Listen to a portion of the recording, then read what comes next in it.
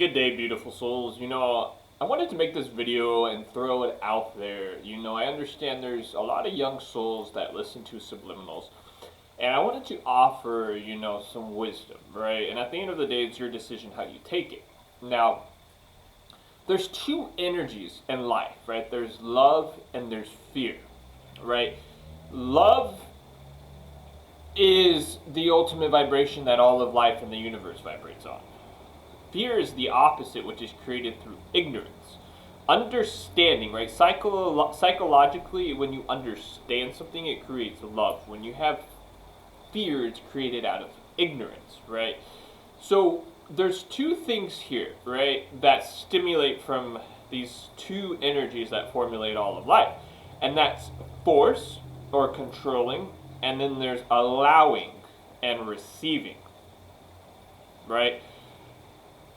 When someone creates a force subliminal, right, it's not allowing things from a moral standpoint to happen how they're supposed to, as a 400 trillion to one miracle, right? We all have our own free will, but then there's, the creepy, controlling and forcing people that try to make others do what they want them to do, not what that person or that soul wants to do, right?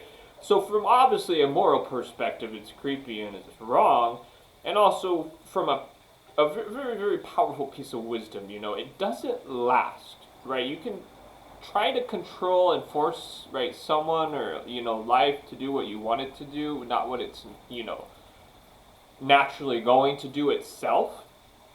But in the long run, as time goes on, guess what?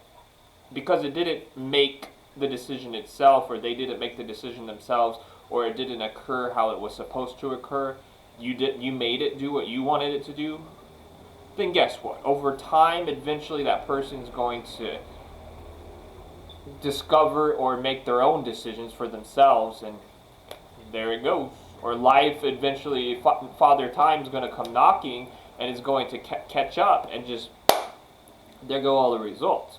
Now, outside of a moral standpoint, which is really ultimately just wisdom, right, as I mentioned, the subconscious mind is a naturally occurring, it's naturally occurring. The systems and operations are all natural, right?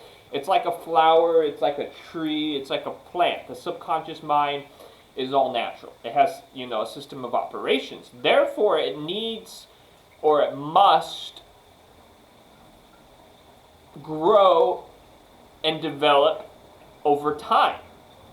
It needs to have a foundation. If there's no foundation for a plant or flowers, then guess what happens? They just fall over. And you try to force a plant to grow by giving it more nutrients, you're going to over-nutriate it. If you try to give it more and more water, then guess what? You're going to overwater it. The subconscious mind is not any different. And when I teach all of my lessons, right, is through understanding the natural systems and operations of the subconscious mind, which you respect, and then patience really is just a deep understanding.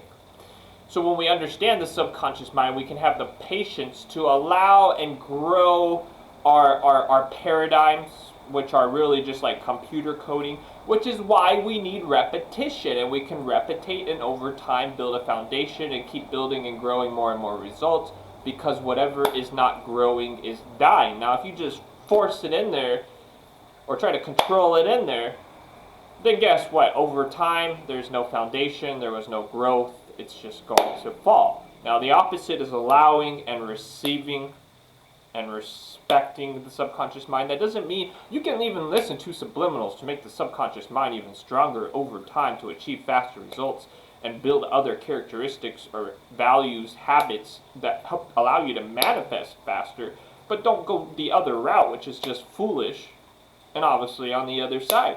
You all have a beautiful day. Take it how you want. I'm not forcing you to do anything. This is just throwing some very powerful knowledge and wisdom out there.